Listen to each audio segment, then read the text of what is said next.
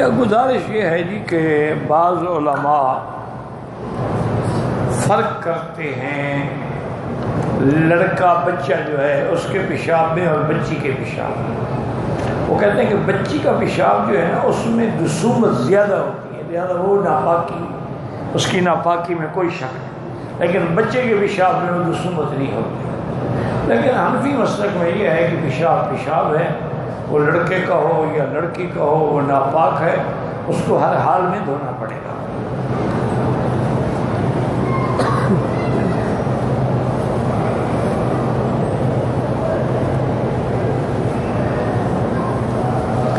کہتے جی کہ جتنے طواف کریں گے، میرا بھائی ہر طواف کے بعد 2 رکعت ہے، اسی لیے امام ابو حنیفہ رحمۃ اللہ علیہ اس کو واجب فرماتے ہیں کہ واجب الطواف۔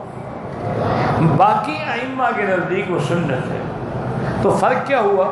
باقی ائمہ کے نزدیک اگر آپ نے طواف کیا ہے اور 2 رکعت نہیں پڑھے ہیں، طواف ہو گیا، سنت ہے، پڑھتے تو ثواب ہے، نہیں پڑھا تو کوئی بات نہیں۔ لیکن امام صاحب فرماتے ہیں کہ نہیں، وہ واجب ہے، ہر حال میں پڑھنا ہے، چاہے آپ نے اس دن نہیں پڑھا ہے، حرم میں نہیں پڑھا ہے، باہر چلے گئے پھر بھی پڑھنا ہو۔ حتیٰ کہ ایک روایت میں آتا ہے کہ حضرت عبداللہ ابن عمر نے طواف کیا، طواف الوداع عصر کے بعد، اور آپ مدینے کے لیے روانہ ہوئے تو آپ نے 2 رکعت نہیں پڑھی، لیکن جب حدود حرم بھی گزر گئے، جموم میں پہنچے تو آپ نے مغرب بھی پڑھی اور 2 رکعت بھی پڑھی۔ اچھا، واجب اس لیے کہتے ہیں، یاد رکھو، کہ جس Namaaz کو میرے آقا نے سرکار 2 جہاں نے کبھی چھوڑا نہ، اس کو کہتے ہیں واجب۔ اسی لیے میں کئی دفعہ عرض کر چکا ہوں کہ تمام ائمہ فقہا ہیں، مجتہدین ہیں، محدثین ہیں، رحمت اللہ علیہم، اللہ کی ان پہ کروڑوں رحمت، لیکن یہ بات جو ہے نا جی ماننی پڑے گی کہ فقہ کے اندر جتنا اللہ نے گہرائی اور گہرائی اور عمق امام ابو حنیفہ کی فقہ میں ہے، وہ کسی میں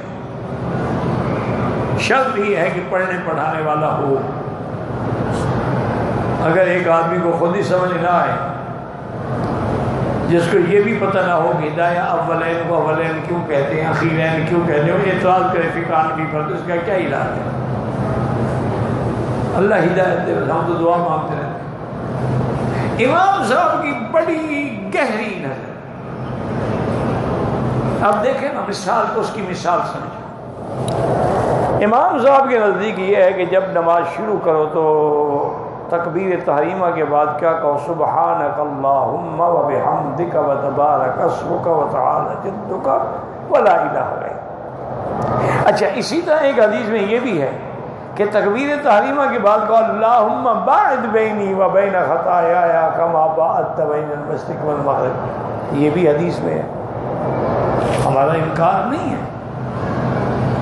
اسی لیے بہت سارے ہمارے ساتھی جو ہے نا وہ یہی پڑھتے ہیں، سبحانک اللہم نہیں پڑھتے۔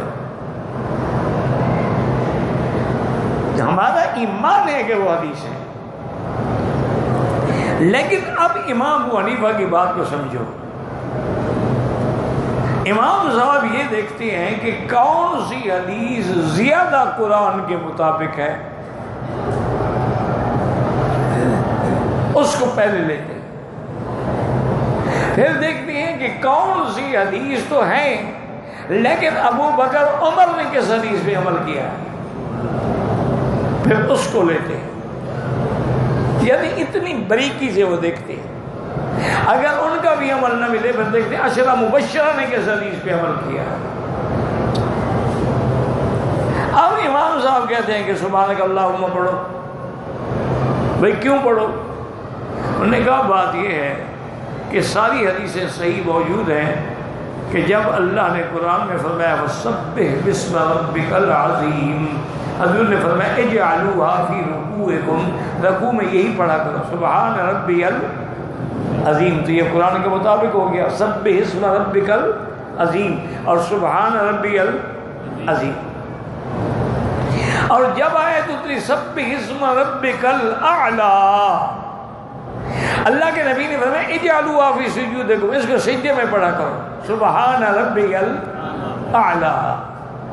تو اب رکوع میں جو ہم پڑھتے ہیں وہ قرآن کی آیت کے مطابق ہے، اور سجدے میں جو پڑھتے ہیں وہ قرآن کی آیت کے مطابق ہے۔ اسی طرح امام صاحب فرماتے ہیں اللہ تعالیٰ سبح بحمد ربک حین تقوم، جب کھڑے ہوں تو تسبیح کہو اور اللہ کا حمد بیان کرو۔ تو اب اس آیت کے مطابق سبحانک اللہم و بحمدک ہے۔ تو فرماتے ہیں کہ جو حدیث قرآن کے زیادہ مطابق ہے وہ اعلیٰ اور اولیٰ، ورنہ حدیث تو سب حدیث ہے، آمنا باللہ و برسولہ۔ تو امام صاحب کی ہر بات میں ایک بڑی ہی گہرائی اور گہرائی ہوتی ہے، کاش کہ کوئی سمجھنے والا۔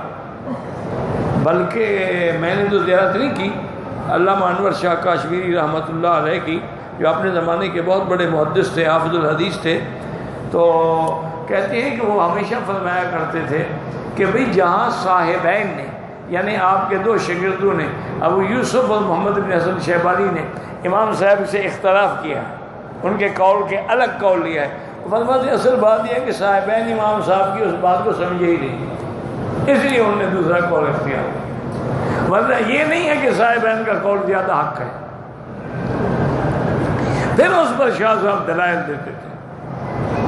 شاہ صاحب تو پھر شاہ صاحب تھے نا، وہ تو ہمیشہ کہا کرتے تھے نا کہ لم یفہم اعجاز القرآن الا الاعرجان وانا ثالثہما۔ وہ کہتے تھے خدا کی قدرت ہے، قرآن کے رموز اور اعجاز جو ہے اس کو سمجھنے والے دونوں لنگڑے ہیں، لیکن تیسرا میں وہ لنگڑے پتہ کون ہے؟ ایک احمد شہر، ایک صاحب کشاف بخشری، وہ دونوں تھے بھی معتزلی، صحیح مذہب کے بھی نہیں تھے لیکن قرآن سمجھتے تھے۔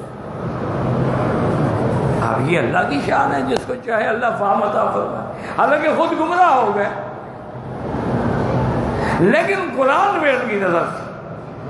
اسی طرح مولانا سندھی رحمۃ اللہ علیہ، عبید اللہ سندھی فرماتے تھے کہ حکیم نور الدین سے، جس نے مرزا قادیانی کو بے ایمان بنایا، سب کا پہلا خلیفہ وہی تھا نا، حکیم نور الدین، اور وہی تھا گمراہ کرنے والا مرزے کو، وہی خواب بنا بنا کے سناتا تھا، اس کا دماغ خراب کر دیا، آخر نبی بنا دیا اس کو۔ اور ایک دفعہ میری اس سے بات ہوئی تو اس بدبخت کی قرآن پہ بڑی نظر تھی۔ فرماتے ہیں پھر میں نے بڑی کوشش کی، افسوس ہے میری دوسری ملاقات نہ ہو سکی، شاید اللہ اس کو ہدایت دے دیتا، لیکن قرآن سمجھتا۔ تو اس لیے ہمیشہ یاد رکھیں کہ آپ بچے کا پیشاب ہے، بچی کا پیشاب ہے، کوئی پیشاب ہے، پیشاب ہے تو پلید نا، اس لیے حضور نے فرمایا کہ ان دو قبر والوں کو عذاب ہو رہا ہے، انہما یعذبان وما یعذبان فی کبیر، اور ایک کو کیوں ہو رہا ہے کہ لا یستتر عن البول، پیشاب کے قطروں سے بچتا نہیں تھا، تو پیشاب کے قطرے اتنی گندی چیز ہے کہ اسے عذاب قبر ہو رہا ہے۔ تو جب اتنی سختی ہو تو بچنا بہتر ہے، بچے کو ہو یا بچی کو ہو۔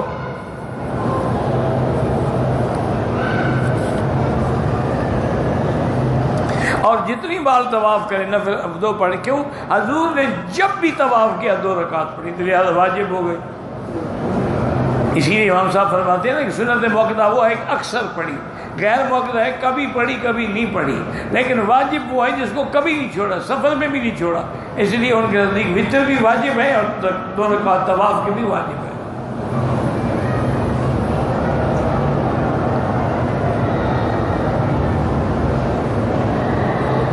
کہتے جی کہ شیعہ کب پیدا ہوئے ہیں؟ میرا بھائی گزارش یہ ہے کہ ان کی اگر ابتدا کا تمہیں پتہ چل جائے تو کیا کرو گے؟ نہیں پہلے مجھے یہ بھی تو بتاؤ نا، چھوڑ دو گے یا تم بھی شیعہ بن جاؤ گے؟ اللہ کے بندے، شیعہ جو ہے یہ ایک تحریک ہے، ایک فتنہ ہے، شیعہ مذہب نہیں ہے۔ شیعہ ایک تحریک ہے، دین عربوں کے خلاف ایک عجمی سازش ہے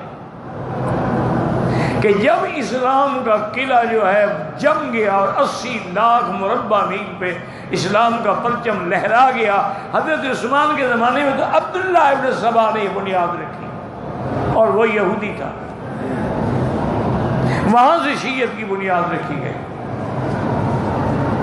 اس سے پہلے کوئی شیعہ نہیں۔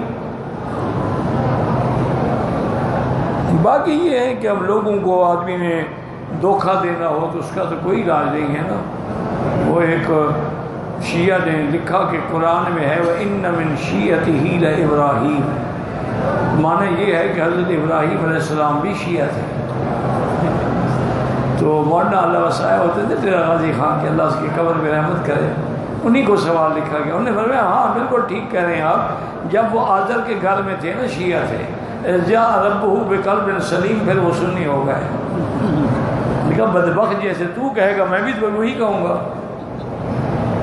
اس آیت سے شیعہ کا مذہب تھوڑا مراد ہے، جماعت مراد ہے۔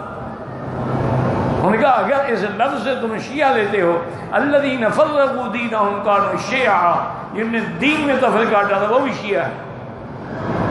قرآن کو نہ بدلو خدا کے لیے۔ یہ جماعت مراد ہے، شیعہ سے مراد ہے ایک جماعت، یہ شیعہ مراد نہیں ہے۔ بہرحال یہ حضرت عثمان کے زمانے میں پیدا ہوا ہے۔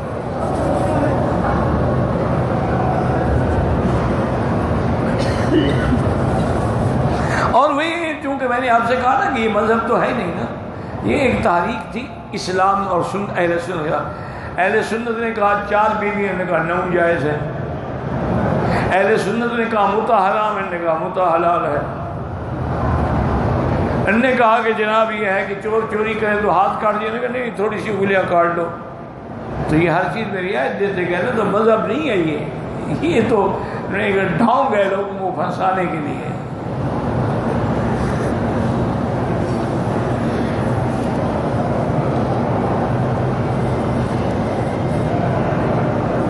حضرت خضر علیہ السلام کے بارے میں بعض علماء یہ فرماتے ہیں کہ وہ نبی تھے، اس کی دلیل بھی دیتے ہیں کہ انہوں نے کہا تھا موسیٰ علیہ السلام سے کہ ذالک وما فعلتہ عن امری، یہ میں نے اپنی منشے سے نہیں کیا، اللہ کا حکم ہے۔ جب اللہ کا حکم ہے تو پھر نبی تھے۔ بعض علماء اکثر علماء کہتے ہیں کہ نہیں وہ نبی نہیں تھے، وہ ولی تھے، ولی من اولیاء اللہ۔ محمد سلیم صاحب نے سلام کا اللہ ان کی مشکلات حل کرے، اللہ ہر مسلمان کی مشکلات حل فرما دے، اللہ ہم سب کی مشکلات حل فرما دے۔ فرض نماز ہو یا نفل نماز ہو، سجدے کی جگہ پر نظر رکھیں۔ نماز کی حالت میں کعبہ شریف کو دیکھنا منع ہے۔ اس کی وجہ یہ ہے کہ نماز جو ہے یہ بندگی ہے، عاجزی۔ اب عاجزی یہ تھوڑی ہوتی کہ بادشاہ کی آنکھوں میں آنکھیں ڈال کے دیکھو، عاجزی یہی ہے کہ نظر نیچے ہو، سجدے کی جگہ پہ نظر، جب نماز پڑھ لے پھر کعبے کو دیکھتے رہے۔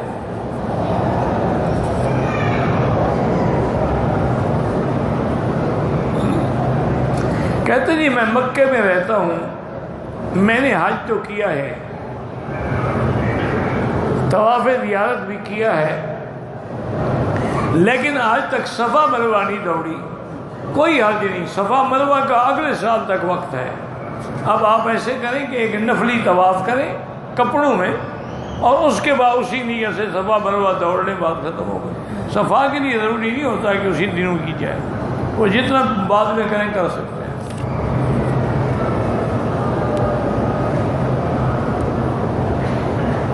ایک عیسائی بھائی کو مسلمان ہوئے 15 سال ہو گئے، کیا وہ اپنے عیسائی ماں باپ کے گھر سے کھانا کھا سکتا ہے؟ بالکل کھا سکتا ہے، ان کے گھر میں رہ بھی سکتا ہے، کھانا کھائے گا، رہے گا تو ماں باپ کو اسلام کی تبلیغ بھی کرے گا۔ اگر نفرت کر کے علیحدہ ہو گئے تو پھر کون اس کے ماں باپ کو سمجھائے گا؟ کوئی ایسی بات نہیں ہے۔ کافروں کے گھر میں رہنا یا ان کے ساتھ کھانا کوئی مسئلہ نہیں۔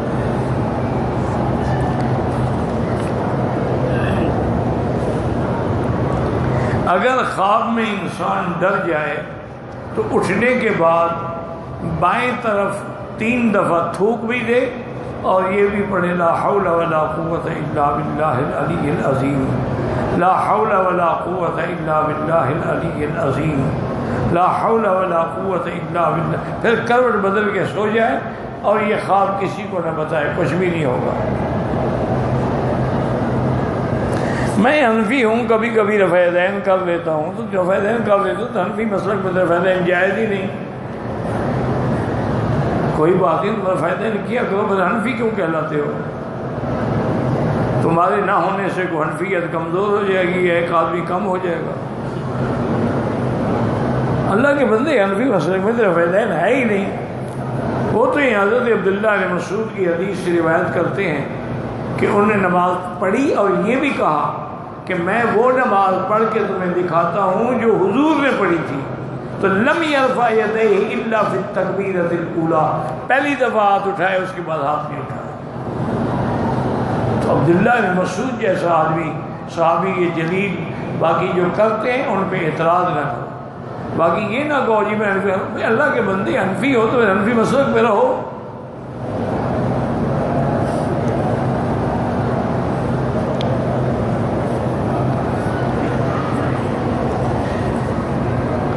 وہ ایک دفعہ پرانی بڑی تاریخی بات ہے کہ کسی نے حضرت نانوتوی سے یا حضرت گنگوہی سے، اللہ والا، انہوں نے پوچھا کہ بھائی آج آپ نے آمین زور سے کہی ہے، اس کی کیا وجہ ہے؟ انہوں نے کہا حضرت حضور کی حدیث ہے نا کہ میری سنت جب مٹ جائے، من احیا سنتی عند فساد امتی، تو اس کو اللہ 100 شہید کا اجر دیتے ہیں، تو میں اس لیے حضور کی مردہ سنت کو زندہ کر رہا ہوں، اس لیے میں نے زور سے کہا۔ میں اللہ کے بندے بات سنو، اس حدیث کا مطلب یہ ہے کہ جب سنت مٹ جائے نہ ہو تو ایسا کہنا بھی تو سنت ہے، سنت تو نہیں مٹی، یہ ثواب تو تمہیں تب ملتا ہے جب سنت مٹ جاتی، تو آہستہ کہنا بھی ثابت ہے حضور کی حدیث میں کہ آمین کا اخفض بہا صوتہ، آواز کو نیچے رکھا، اس کو پھر سمجھے کہ اللہ کے بندے ایسے نہ ترجمے کر لیا کرو خود کہ جو مرضی ہے اپنی طرف بنا لیا۔ سنت مردہ کا معنی یہ ہے جب سنت رہے ہی نہ، اگر ایک سنت پہ عمل ہو رہا ہے تو الحمدللہ، اللہ کا شکر کرو۔